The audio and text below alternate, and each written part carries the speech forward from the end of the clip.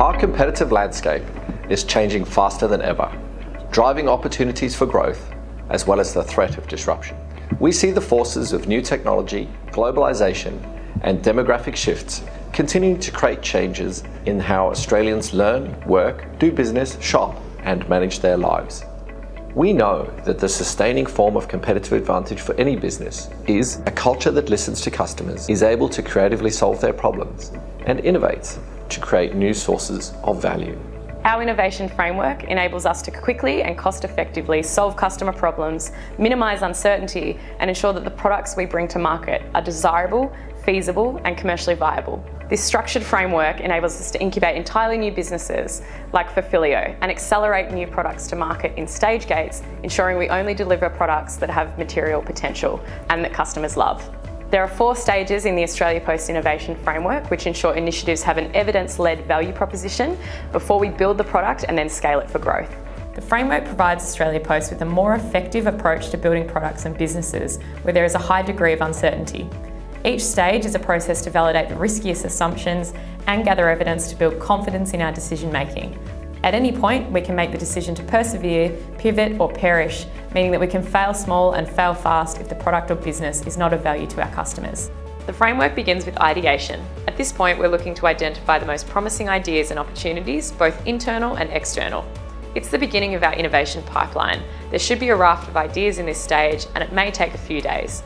During the ideation stage, we really want the team, and this is only a few days, to create as many ideas as they can. So first of all, this sort of expansive thinking, and then to prioritise those and bring those back to the most promising ideas. And when prioritising them, they should be looking at strategic value, they should be looking at, is it solving a real customer problem, and they should be looking at the size of the prize. If we solve this customer problem, is it really going to be material and worth something to Australia Post? When we were at Australia Post, we found that a lot of customers had difficulty storing things in their garage and wanted to move to larger places. The idea for Fulfillio came about because we thought a warehousing startup would help our small and medium customer base. Once we've determined the most promising ideas, the initiative can move into customer problem discovery. Teams may spend a few weeks learning about the customer problem here. At this point, we're trying to deeply understand the customer and develop empathy, verify that their problem is something worth solving, and that Australia Post has a strategic edge in solving it. In the customer discovery phase, we're really trying to understand what the customer problem was. So the only way to do that is talking to customers. So we interviewed over 100 customers, and of those 100 customers, 60 interviews were just problem interviews. So that's not talking about Fulfillio, it's actually just talking about what problems do they face, what are the pains that they have, and what are the potential solutions that they can imagine would help them solve their problems. When we looked at customer problem discovery, we're really looking for customers who have their hair on fire, someone that really wants to move into an e-commerce fulfillment warehouse. And in that, we actually found our first customer from MAP. His name was Michael, and he ran a business called Trafeel, which did face masks.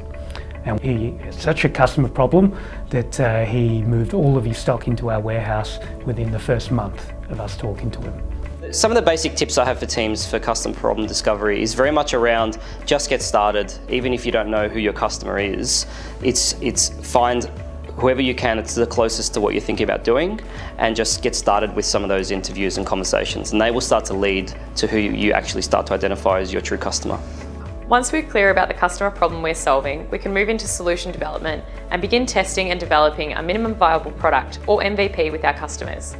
The point of an MVP is to see if the customer is willing to pay for the product in its most basic form before we go ahead and create the version with all of the bells and whistles. So in solution development, a lot of the times teams have to actually think about the fact that they're building an MVP still, a minimum viable product. And so the key things are, what's the minimum that's required to get a solution out to a customer, a very small set of customers that provides just enough value for you to learn from that and actually create the next version of solution development. So it's a very iterative process as part of that. But in the solution development phase, once we really found that we had a problem that was worth solving, we decided that we thought we had a solution. And in this case, it was visiting one of our customers. He needed someone to store his product. So our MVP was literally booking a cab, going up to his apartment and carrying the boxes down to the taxi and taking that out to the warehouse and then storing it. So that, people think that you need to build something technical to have a platform to customers to lodge their product into and ship it to the other direction. No, you just need to pick it up for them yourself and take it to the warehouse. In solution development and specifically technology, running lean initially is about building the minimum required aspects for the customer to trade. And we had 2 developers for the last year who developed our entire platform, for which last month we did 30,000 orders through. So there's 2 developers for 30,000 orders, a very, very lean team, and we've just started to expand that. I think there's one big distinction between how the enterprise thinks about developing solutions and how we do with the innovation framework. And the big distinction there is that all solutions are assumptions until proven by the market. And so what we do in the innovation framework is we really test the assumption on does anybody actually care about this solution before we go out and build it. As opposed to in the enterprise framework, we tend to define that in detail and that hope that they will come when we put it in the market. Once we have a solution that we know our customers love, we can focus on growing the business. That means acquiring and retaining customers and leveraging the assets and scale of Australia Post. So in the early growth phase, you need to have a consistent income that can pay the bills. So early milestones are, revenues growing, customer churn, customer advocacy, high NPS. Most importantly, for me, it's actually about culture. Furfileo is experiencing some terrific early growth. Their volumes are doubling every few months. When they went out with their press release about the eBay deal, they got thousands of responses, really showing that they've got product market fit and really showing that there's a lot of customer demand for their product. However, we need to remember they're still a young business, they're still a pretty small business, and they've still got a lot of growing up to do. And I think one of the challenges that they're going to experience over the next couple of years is enterprise expectations of growth and how quickly that can be achieved and how quickly profitability can be achieved for what is really an early stage business. We need to continue to support them and enable them to grow. We need to still give them the degrees of freedom that they need.